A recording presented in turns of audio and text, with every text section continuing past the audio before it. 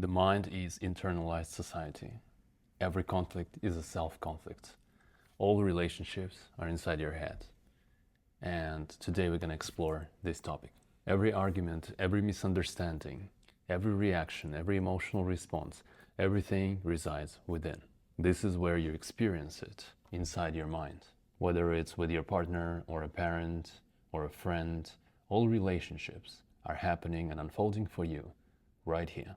The conflict is always internal. It's never external. All society is in your head.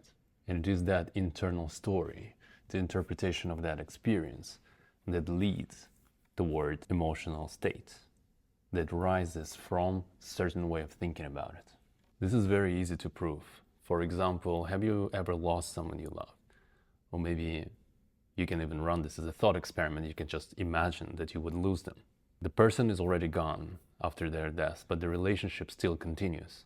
The love lives within you. Every time you revisit different memories and all these emotions rise within you, you remember warmth and delight and bittersweet memories. The relationship continues even when the person is no longer here. So the relationship itself, it's not between you and the person. It's between you and that concept of the person within your head. What does that mean? It comes with certain important implications. Implication number one is responsibility. If all relationships are in your head, it means you are responsible for your inner state. You design your relationships through your interpretation of them. It's a set of certain narratives. You decide who you call a partner, you decide who you call a friend, and all this complexity of narratives, they intertwine together in a relationship. The way you define each relationship for yourself, it's all based on your personal values and your personal philosophy. Number two, ownership. No one can make you feel bad without you being complicit. You have to participate actively in this process. You have to give permission to another human to be affected by whatever they say or do. If you don't actively engage in this process, no one can affect your emotional state without, again, your permission. It's the way you think about it that creates an emotional response within you. Implication number three is internal freedom. Once you realize that all relationships are inside your head, it gives you that freedom of creativity. You can create your relationships by design. And it's the way you interpret them, the way you create all this set of stories around them that will define how you feel. You have the liberty to create every relationship, and you have the liberty to design how you experience those relationships. From this understanding, you start the process of intentionally creating and designing your relationships by first understanding who you are at your very core. What is my personal philosophy? What do I want to achieve in this life? How do I want to intentionally design my inner circle? What are my criteria for people so that I can surround myself with those who can elevate me and elevate my game? What are my systems of definitions for the people that surround me? I will give you an example of that. So for example, a definition of a friend. Whenever I work with my clients, I ask them, what is your definition of a friend? And when people start very vaguely articulating that, I can tell that they have not crystallized that definition for themselves. So today, I want to share with you this little mental model. What is a friend? My definition, which I have derived for myself years and years ago, is very simple. A friend is someone who is taking care of you. What does that mean? Unfolding that definition, it just means that it's a person who is sacrificing their own resource for the sake of your resource. What is the most valuable resource that we have? Lifetime. When you can see that the person is sacrificing the resource of their lifetime for the sake of your own, that's taking care of you. And in another shape, money is time.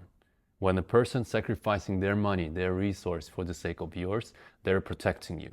What do I mean by that? Let's give it an example. I can't pick up my mom from an airport and I call my friend. My friend says, I've got you. I'm going to pick her up. They sacrifice their time. They sacrifice their resource for the sake of my resource. Or if someone's just simply buying you a lunch, they sacrifice their resource, spending their money for the sake of your resource. And that is it. That's a very simple definition of a friend. Yet, so many people are confused because they have not crystallized this for themselves. Once I have conversations with my clients, the number one criteria that they say that's important in a friend is that space of non-judgment. A person who is absolutely non-judgmental, accepting you as you are, that's a friend. And yet they fall into relationships with people who are constantly judging them, criticizing them, trying to calibrate their approach, choking them with their life advice without permission. That's judgment. And that's a violation of your definition of a friend. Friendship is a non-judgmental space, and the toxicity starts when we start bringing in this judgment of the mind. Because where there is judgment, there is no trust. And when there is no trust, there is no growth. There is no openness. And what kind of friendship would exist without these core elements? You can go further into designing your own system of definitions so that you can design your inner circle. But it all starts with understanding that all relationships are in your head. The mind is internalized society. Every person you've ever met, they become a voice inside your head. You deal with your parents, it becomes the voice of a parent. Your school teacher, the people who influence you, whoever that may be, every person you meet become a voice in your head. And what happens is that there's the whole choir of different voices inside their head. And when the voices are so many, we get confused because we don't know who to listen. We associate ourselves with these voices. Are we voice of a parent? Are we voice of that teacher? Are we voice of these people that try to influence us? Are we voice of a child? Or are we a voice of an adult? We're going to talk about another system today that will help you unfold this and unpack this for yourself. But it all starts with foundational understanding that all relationships, they are internal. Every conflict is a self-conflict. If something doesn't work within you, it's going to be reflected in the reality that you're manifesting. If someone angers you, it means anger lives within you. If someone annoys you, it means something is protesting within the mind against that person. If there is a fight between you and the loved one, you are battling yourself. Any kind of negative reaction is just a violated or compromised core value. If you feel resentment because someone did something or said something, you are allowing that another person control you. Forgiveness is not something you give to others. Forgiveness is something you give to yourself.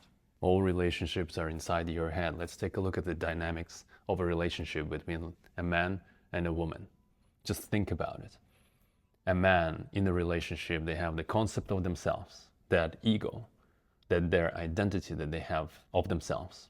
Then they have some kind of conception that is being projected by a woman. I have a concept of a woman in my head. At the same time, on the woman's side, it's totally the same. A woman has her own concept of self, her own ego, and then she has a concept of a man based on the projection of his own ego, shaping that perception of him in her mind. Four concepts are communicating with each other, and it creates a crazy entanglement. That's an illusion, but that's the reality of normal person's relationship. Isn't that a form of insanity? It almost feels like it's not a dialogue, it's a quadrilogue. Four people are communicating with each other. And with this entanglement and complexity, within this illusion that communication has taken place, of course there's going to be so much misunderstanding. A true relationship is the relationship that's grounded in truth, in deep spiritual understanding, that I'm not the concept of myself that I have, and the concept of another person that I have, it's also based on the projection of what their ego is projecting on me, and the other way around. That the relationship that this person has with me is not between you and me, it's the relationship of that concept that they have about themselves and that concept of me that they have based on what I am projecting. That is grounded in truth, understanding. Only the one who has awakened to their true nature, to the one who understands that they're not the identity, they're not the ego, they're not the concept of self, they have an opportunity to create a relationship that's not based on the illusion of that ego. For a human to be able to create this kind of relationships, they need to be grounded in that truth. I'm not my thoughts. I'm not my identity. I'm not the concept of self. I am not the ego. My concept of self, my identity keeps transforming and changing throughout my life. My body keeps transforming and changing. The experiences of the body keep transforming and changing. But there is something about me, there is an aspect of myself that remains unchanged. And that aspect of myself is the true nature. It is the awareness. It is the observer of the change and transformation of the body, of experience and identity. And that is the beauty of relationship, because in the relationship, this is when we have an opportunity to transcend all these things, because another person for us becomes a mirror. I will speak from a perspective of a man. A woman becomes my mirror. She's not only reflecting everything back at me, but she's also amplifying my ego. She's amplifying everything that I give to her. When a man gives a woman a house, she makes it a home. When a man gives a woman ingredients, she makes it a meal. When a man gives a woman a seed, she creates a baby, she creates life. When a man gives a woman bullshit, she 10x's that bullshit and throws it back at him. In a relationship, another person is a mirror. They show all these things within us because, again, they point to that very nature and very fact. All relationships are in our head, so every conflict is a self-conflict. That another person, whatever they do, whatever they say, if it triggers a reaction within us, that reaction point that something doesn't work within our minds. Similar dynamics happening with children. I don't have a child yet, but with people I work with, they all parents, they all say the same thing. It's so interesting because a child becomes a mirror for you. They not only 50% genetically you, but they also pick up all these behavioral patterns, speech patterns, thinking patterns, and you start seeing them, these parts and pieces of you being reflected in that new little being. And that creates for you an external source of awareness, because as you observe them, you observe yourself. And you also start thinking constantly, how do I not replicate all these negative patterns? Which brings you, again, pushes you into being more thoughtful about how you conduct yourself, the thoughts that you have, the actions that you take, the behaviors and habits that you install. And in this relationship, the ego crumbles because you sacrifice the pieces of your ego in the service to this new little life in order to sustain them, in order to protect them. You have to sacrifice parts of your being to help them nurture that ego within themselves. Parenthood becomes that ongoing lesson of self-awareness. In the family unit, the spiritual growth is an ongoing process. You learn how to sacrifice your own egoic desires for the sake of another. Father, mother, whatever your role is, you learn how to tame the ego. This awareness invites a more thoughtful approach to communication, because there is a pause, there is this little gap and distance when you ask yourself, what's happening right now? Am I responding from a place of awareness, or am I reacting as an ego? And the same thing is happening when you're observing another. What is happening right here? Are they responding from the place of awareness, or is it something happening within the ego? What is reacting? And who is reacting? Sometimes and oftentimes the best action is no action at all. Is to take pause and breathe. Because first of all, our biochemistry of the body needs to equalize itself. We need to become emotionally sober, because our emotional state, once we are at ground zero, this is when we can thoughtfully react. This tornado, this whirlwind of thoughts slows down, and we can respond from the place of awareness. In the moments of conflict, relationships are productive when they're coming from the place of same understanding. It's not you against me, because this has created antagonism. It is you and me together as one unit, as one team against the problem. And it's placing the problem outside of the relationship. How can you and me tackle this together? That kind of relationship is built from shared understanding. We understand that you and I, ultimately we want the same thing, and we go together in that direction of building long-term relationship together. And there are just some obstacles and barriers on the way that need to be deconstructed. But barriers and obstacles, they are not real. These are just some mental constructs that I have and mental constructs that you have. And as we have this conversation, we co-create reality together. You add your piece, I add my piece, and we construct that reality together so that we have shared understanding. that ultimately all relationships is understanding yourself, transcending the self, understanding the intricacies and all the dark corners of that concept of your own identity. The story of two brothers. There were two brothers living together on a farm. They worked together, collected grain, having dinners together. And the older brother, he had a big family. He had a wife and 5 children. And the younger brother, because he was younger, he was single. But they were having dinners together. And every time they had dinner, they had an argument. The older brother was always saying, "Hey, younger brother, you need to take care of yourself. You're single, you live alone. You need to take more grain, take the excess of it, sell it, save the money, protect your future." And the younger brother was building a counter argument. No, wait a second. You're the older brother. You have a wife. You have 5 kids. You need to take care of them. You take more grain. I'm alone. I'm nimble. I'm agile. I can live alone sustainably. Don't worry about me. I don't need that much. And they were always arguing about that.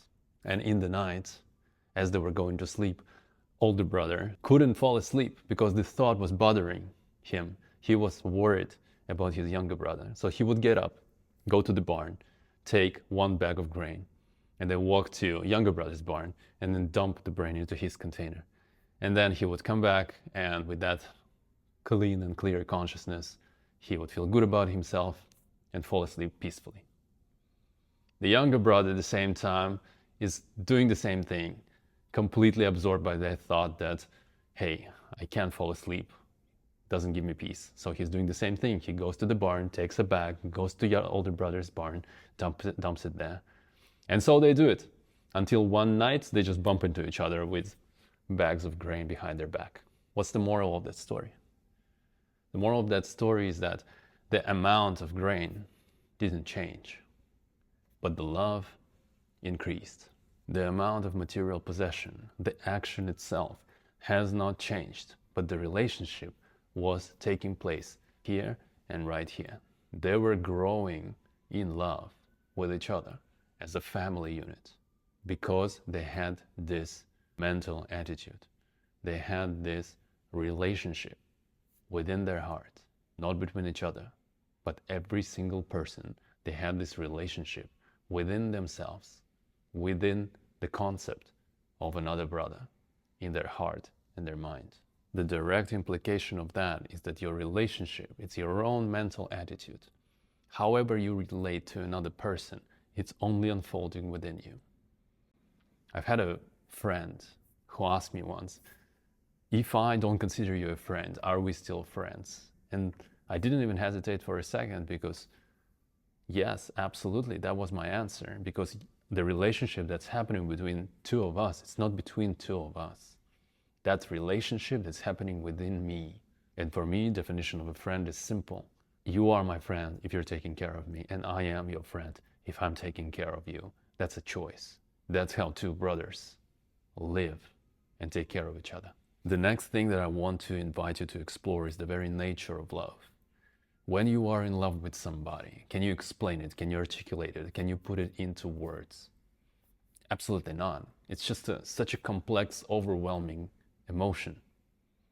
You can't say what's happening to you. You can't say, oh, this is where I feel it in my body, and this is what I'm thinking. There is no thinking. There are no words, there are no thoughts. There is just feeling. Overwhelming, all-encompassing feeling of love. However, what's happening when you fight with somebody you love?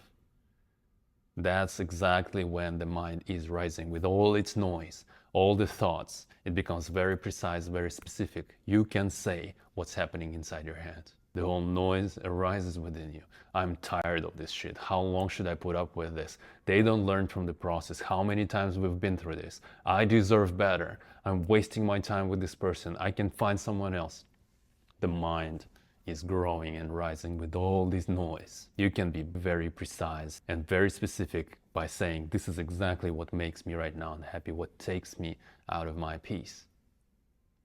And that's the nature of that balance between, and that's the nature of love. People say to fall in love. You don't fall in love.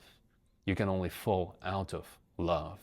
And you fall out of love when you fall into the thinking mind, that constant chatter But when the chatter subsides, when you're quiet, love reveals itself, because love is your true nature. That's where you constantly are at. That's a natural mode of being, to be constantly in the state of love. We can only forget about that. We can only fall out of that state when we fall into the mind, into this constant inner dialogue, this angry conversation. Without observing the mind, you can't understand the true nature of it, and you can't control it. And the control itself, it's not an active control. Control is happening as you're seeing it, as you're observing it, as you become aware of it. Once you become aware of the illusion, of how the trick is done, the illusion dissipates, the trick controls you no more. I coach people for relationships, and this is the pattern that we are unfolding. This is a pattern for so many people. They are going through stuff. Life is a mess, life is falling apart. Because they're so chaotic, they're escaping that negative emotion. They think, I will find solace in another person.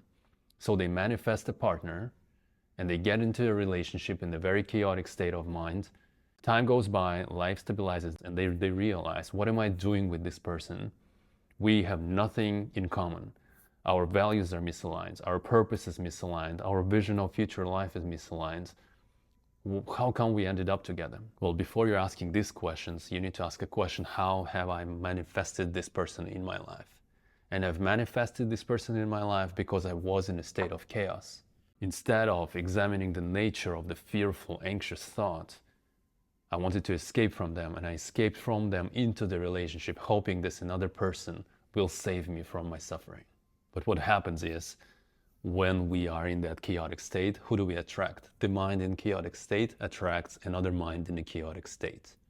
And there's two people who are going through pain and suffering, two people who are going through chaos, and they multiply this for each other.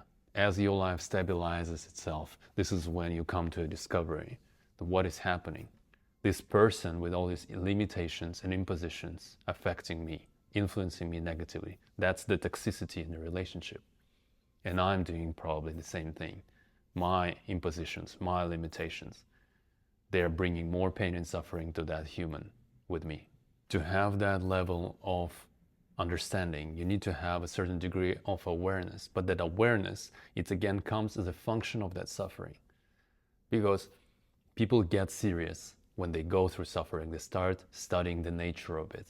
Why am I suffering? What exactly is happening? This is how people get into coaching. They can't understand what's going on inside their mind by themselves, so they come to someone who can help them transcend it, understand it fully, deeply, get to the next level of awareness. Without awareness, they think that they're battling each other. With awareness, they start understanding that what they're battling is the battle within themselves. Every conflict is a self-conflict. How did I manifest this kind of partner? Well, you let them in, you invited them into your life. And now, as you can see how destructive this relationship is, you're letting them stay. What will happen to you if you continue letting them stay? Most people, they're so confused in their relationships because they have created these relationships out of the state of confusion. But what is confusion? That's a state that's created by the noisy mind, entanglement of self-conflicting thoughts. And that entanglement of thoughts, that noisy mind, undisciplined mind, is creating the life full of pain, full of confusion. So how can we potentially deal with it? How can we control this inner chaos, inner confusion? Well, I'm going to share with you one model, an internal representation system, or so-called internal family systems. So we talked about this already. Every person you meet become a voice inside your mind. Your mind is nothing but internalized society. Your whole mind is comprised of all these different voices. The voice of a parent, the voice of a teacher, the people that influence you, the voice of friends, the voice of your partner, etc. So these projections, these personas that we have in the mind, these are what we call internal representation systems. Have you seen the movie Split? James McAvoy has this character. Well, within that character, basically multiple characters with identity disorder. There is this identity of an inner parent. There is this inner strict parent that is scolding, shaming everyone, imposing rules. There is identity of this scared, fearful child. afraid constantly to overstep boundaries, overstep rules imposed by the inner parent. There is another identity. There's this identity that is very systematic, methodical, placing systems in place. That's a representation of an inner adult. Inner parent, inner child, inner adult. And there are many other different identities, and there's identity of a beast. That's the inner chaos, the representation of chaos. And as the story unfolds, you discover that in the very end, he cannot attack a girl because she is also scarred, she's been abused. And he can see that beings that were going through the story of abuse, they're pure. This just signals how abuse forms this kind of identity split. This movie is such a great analogy because actually we are going, normal humans so-called, are going through this identity split. Tons of voices inside their head. The internal family systems is a system that lets you separate all these voices into buckets, categorize them.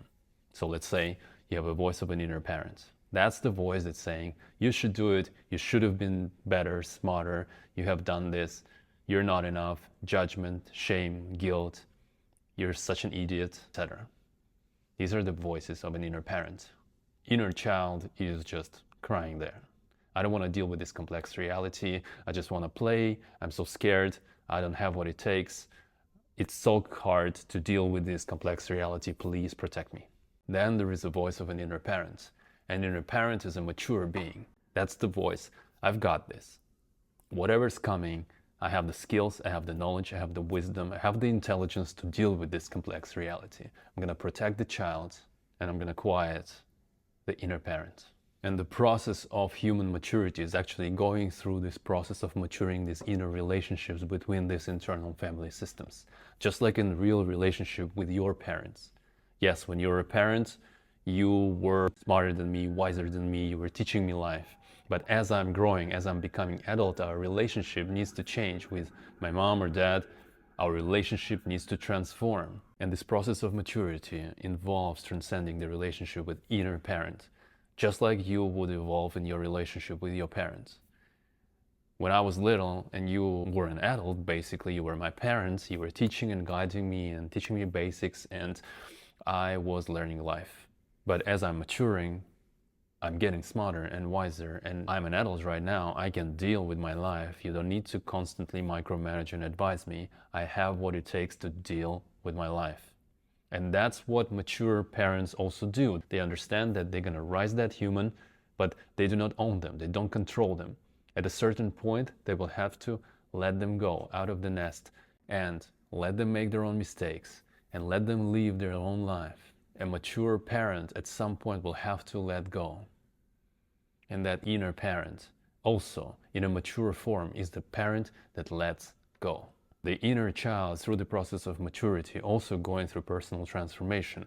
The inner child, this voice, needs to subside because they are evolving into this inner adult. And the inner adult is dominating, taking over the spotlight more and more and more, saying, I've got this. You have nothing to fear about. You have nothing to worry about. Inner child decreased. Inner parent letting go.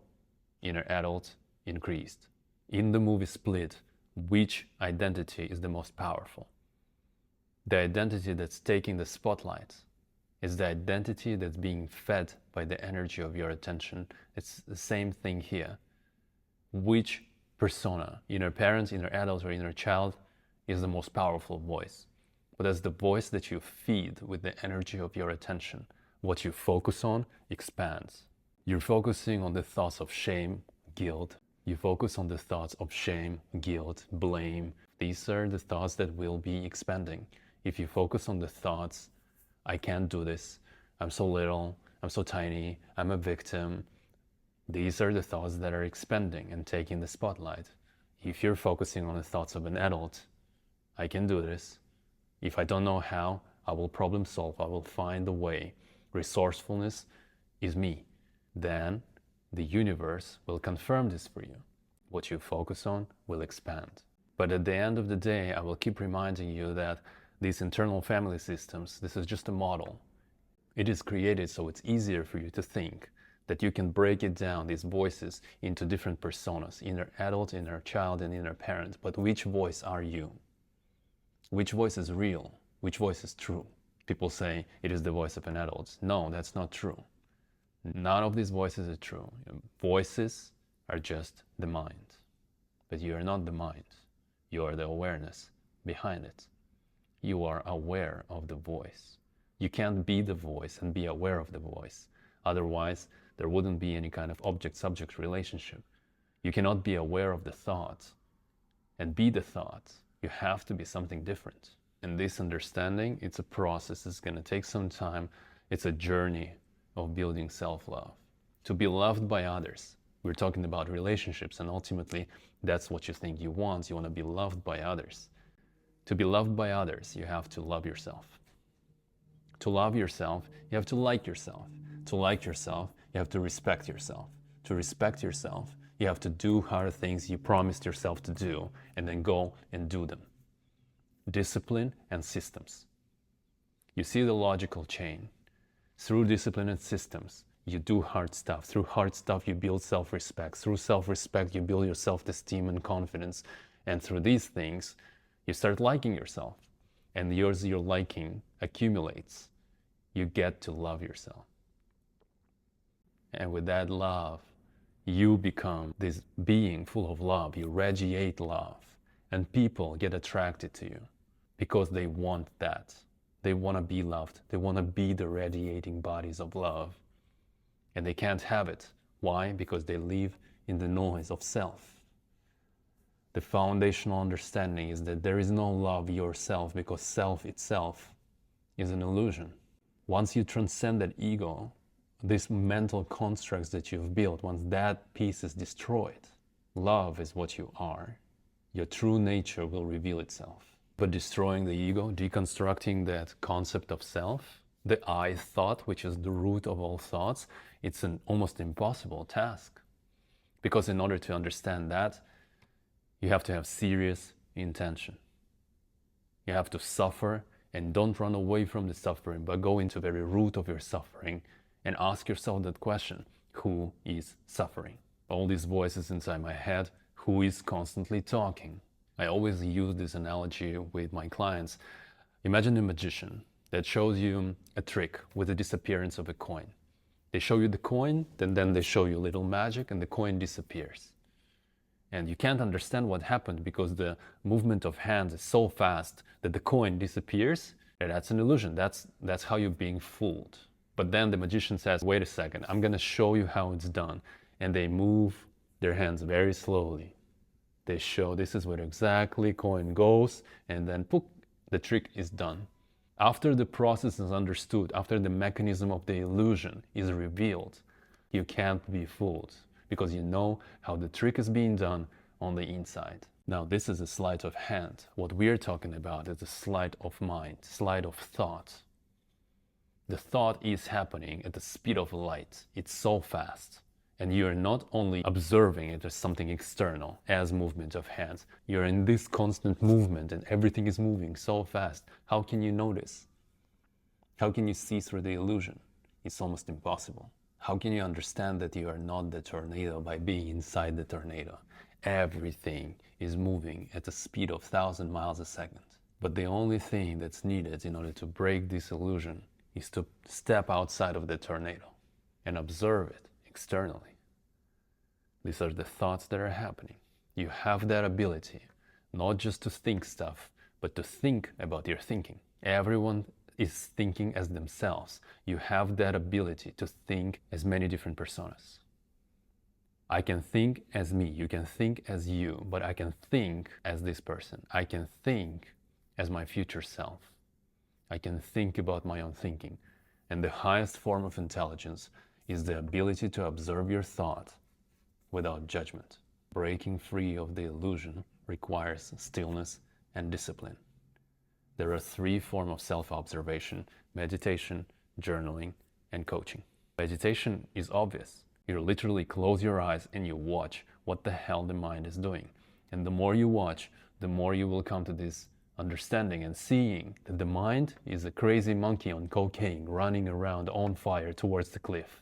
The more you watch, the more you dissociate yourself. But meditation itself, it's tricky because meditation becomes the trap.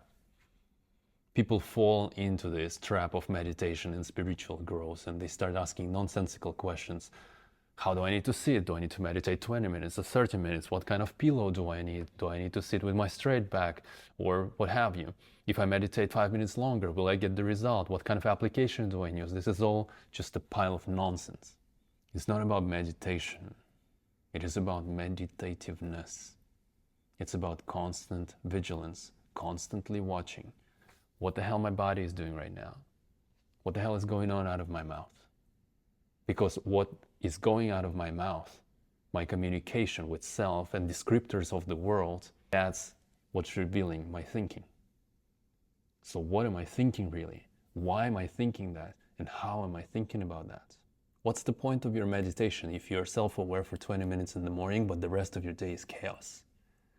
It's a step in the right direction, but it also can become a trap.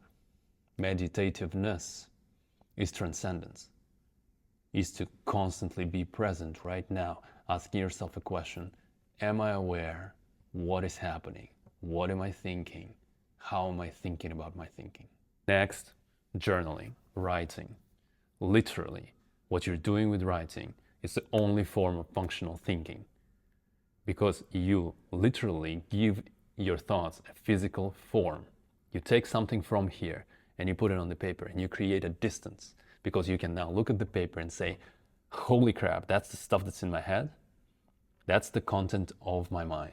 That creates a distance, and it also creates a perspective, because now you got it out of your system. Now you can see what's going on inside your head, and that creates detachment, disassociation. Thinking is an iterative process, is when your thinking systems constantly get improving. And you can only go through this process through writing, because you have time to think.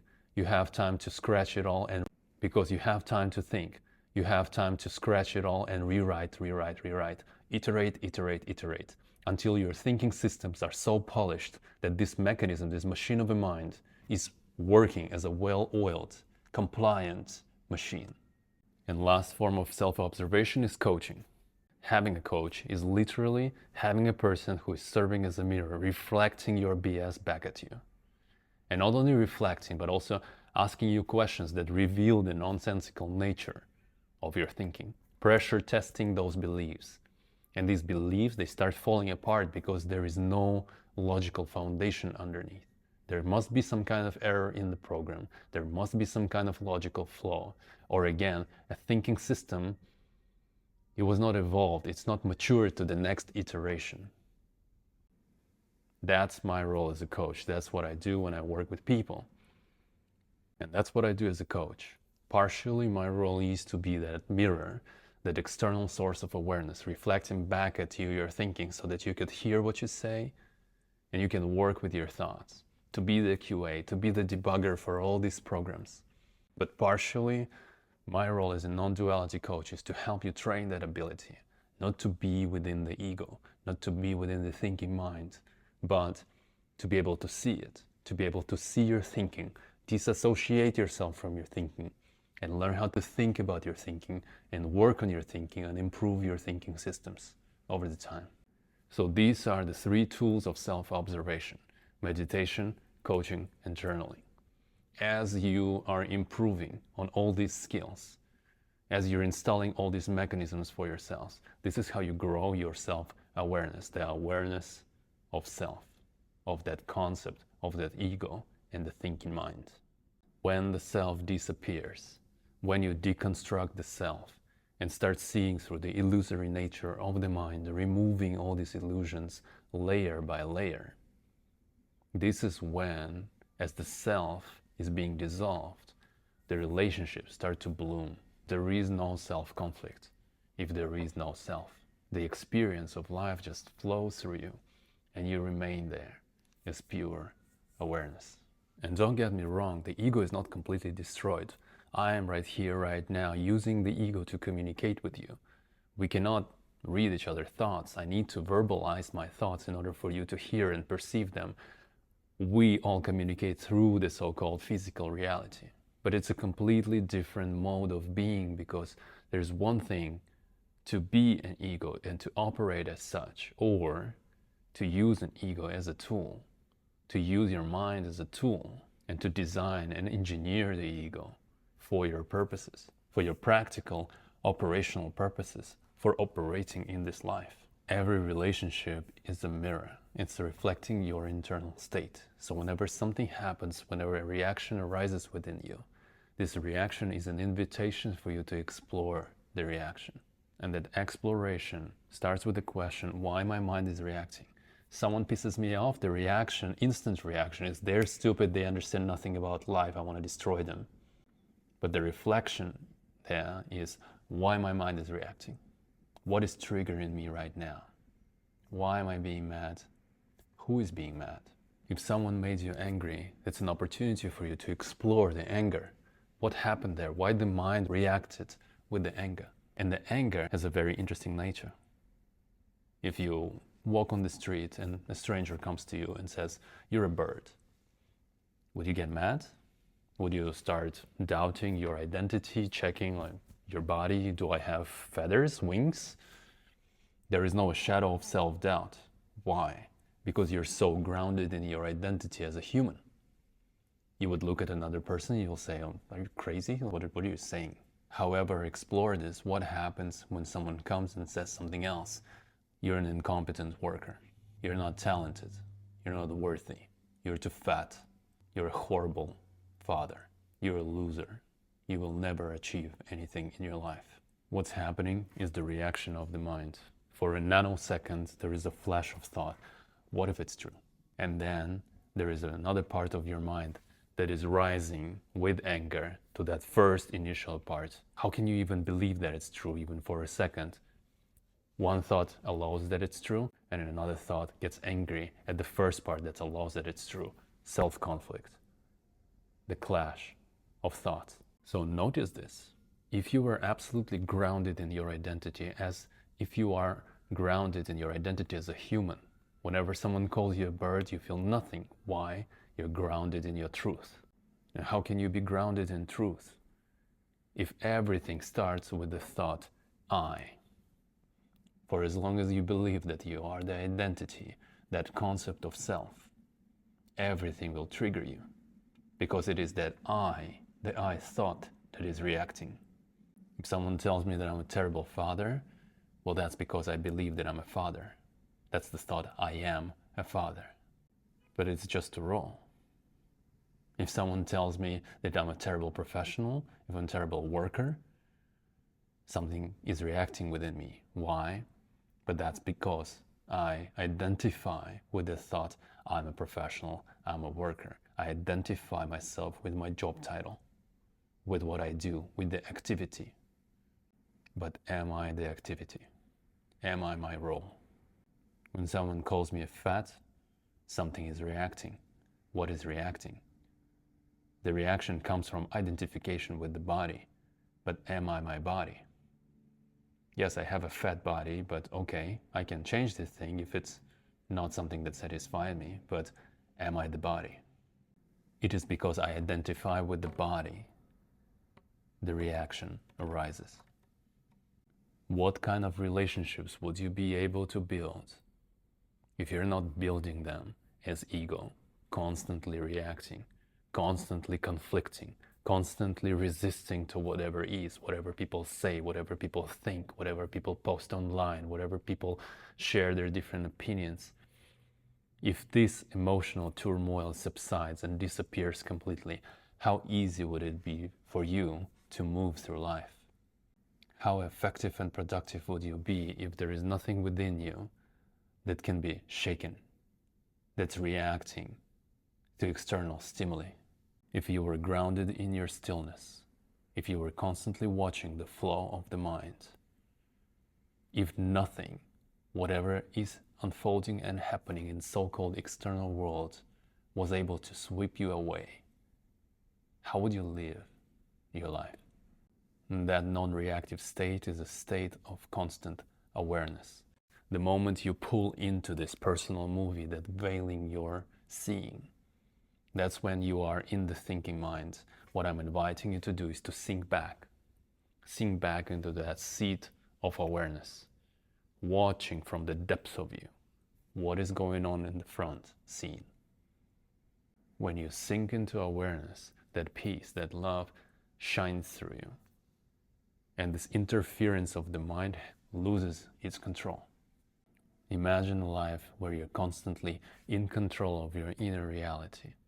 Nothing of what other people can say or do will shake your internal state.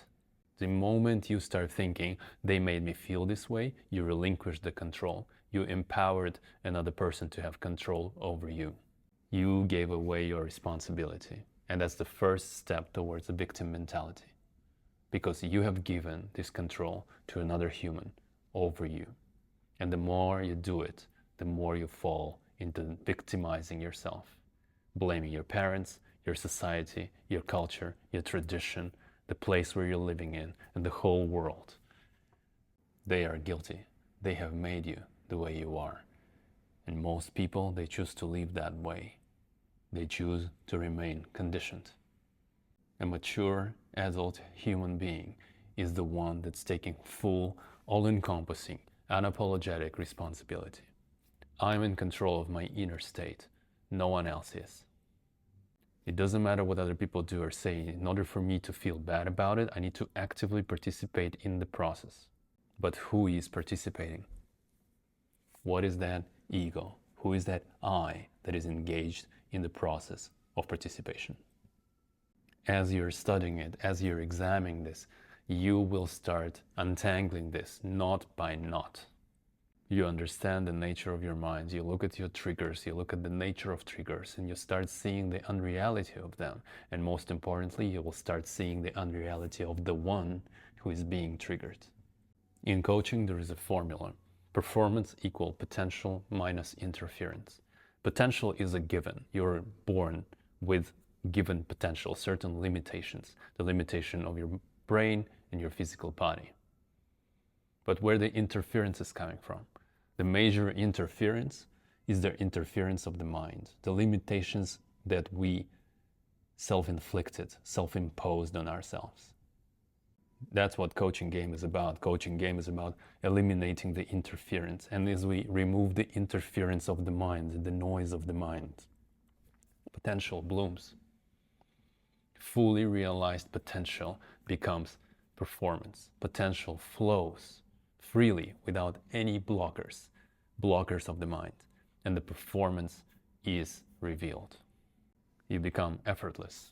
You become unhindered by the anxious thought, fearful thought, expectation, stories of the past, stories of the future. You become unhindered of the thoughts of the inner imposter.